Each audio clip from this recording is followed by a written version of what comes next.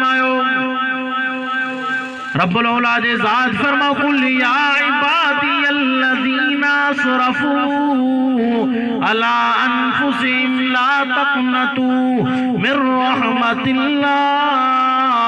अल्लाह जे ज़ात फरमा मुंहिंजा महबूब नबी ऐं मुंहिंजा शान वारा नबी मान वारा नबी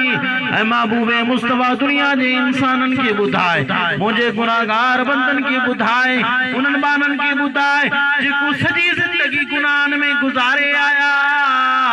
सॼी ज़िंदगी गुनाह में पंहिंजो ग़र्क़ कयो सॼी ज़िंदगी गुनाहनि में मुब्तला रहिया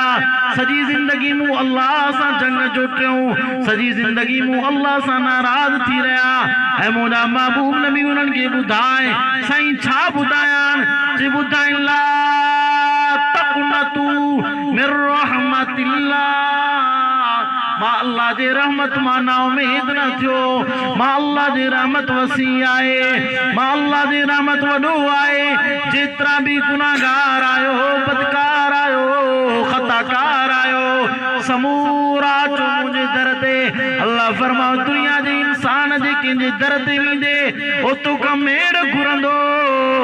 पर मां अल्लाह जो दर अहिड़ो आहे जिते मेड़ जी काई तसव्वुर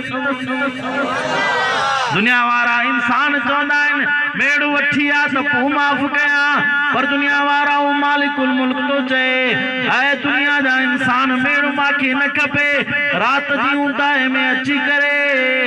मां अल्लाह जे दरबार ते कुड़ लुड़कारण तो जो कम आहे तुंहिंजे माफ़ीअ जो ऐलान करण मां रब जो